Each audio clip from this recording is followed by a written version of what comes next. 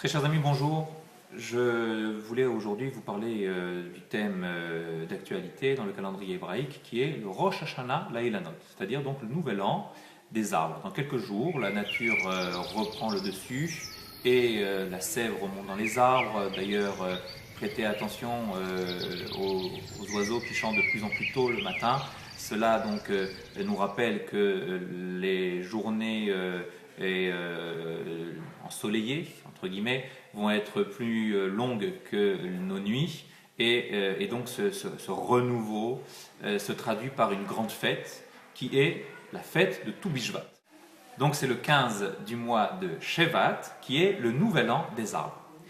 Cela fait déjà 1500 ans que nos sages nous avaient sensibilisés vis-à-vis de notre responsabilité en tant que gardiens de la nature.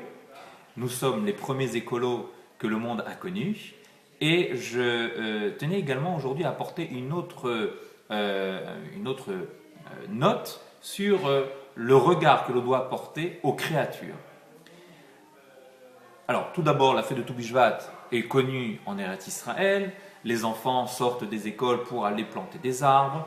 Et il y a également cette dégustation qui se fera autour de ce buffet de fruits où chacun veillera à avoir le maximum de variétés de fruits, parmi lesquels les 7 espèces connues pour avoir fait l'éloge de la terre d'Israël, le blé l'orge, le raisin, la figue, la grenade, la date, l'olive et tous les autres espèces que l'on pourra trouver chez nos commerçants.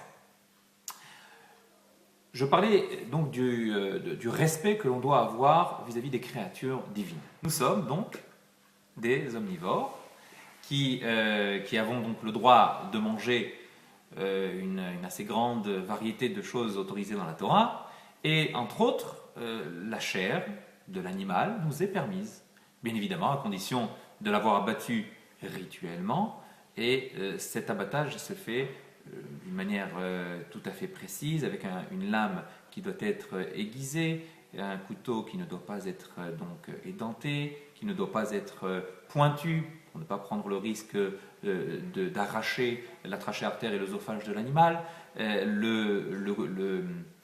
La lame doit couper, et ce n'est pas la pression de la main qui doit intervenir. Donc c'est vraiment au fil de ce couteau que l'animal va être abattu. Et, précision de taille, il faut que les 2 artères qui se trouvent de chaque côté du cou de l'animal soient elles aussi tranchées pour que le cerveau ne soit plus alimenté.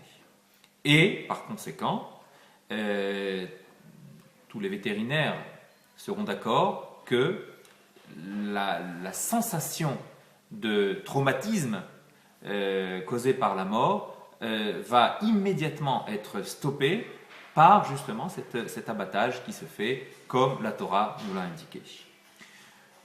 Revenons maintenant à la nature et à la relation que nous devons avoir vis-à-vis de ces créatures. Une histoire pour illustrer ce que attend Akadosh Baruch Hu de nous.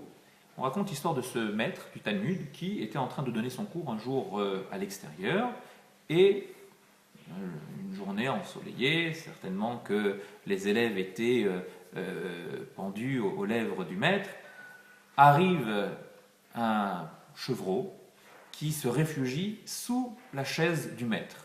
Et il se mettait à bêler. Cet animal était apeuré. Il y avait de quoi. On voit arriver immédiatement le shochet qui courait donc derrière l'animal avec son couteau prêt à abattre le chevreau qui avait fui. Et le maître, ce rabbi, prend le chevreau et lui dit tendrement: cher animal, tu as été créé pour cela. Et il remet le chevreau entre les mains du shochet. Cette nuit-là, nous dit la Gemara, ce maître va souffrir d'une rage de dents qui va durer et durer et durer des jours et des jours.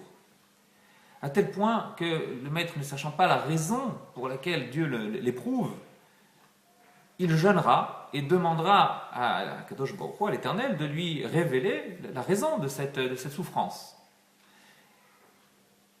Il comprendra le jour où la personne qui était chargée du ménage chez le Rav, et un matin était énervée parce qu'elle venait de trouver un nid de souriceaux.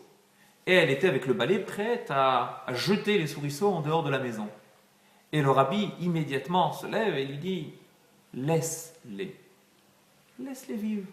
S'ils ont trouvé refuge ici, ils ne me dérangent pas, donc ne les rejette pas. » Depuis ce jour, cette rage de dents qu'avait eu le Rav a disparu. Et il a donc compris que son comportement vis-à-vis de l'animal qui s'était réfugié sous son siège était quelque part voulu. C'était une manière d'éprouver les sentiments, le caractère de ce rabbi et de l'alerter peut-être sur son manque de compassion, simplement, vis-à-vis de l'animal et vis-à-vis des créatures. La réponse qu'il lui a donnée était bien évidemment fondée, mais sur la raison et pas sur le cœur. Et quelque part, ce que attend peut-être aussi de nous notre Créateur, c'est d'arriver à faire la jonction entre les deux. Bonne réflexion.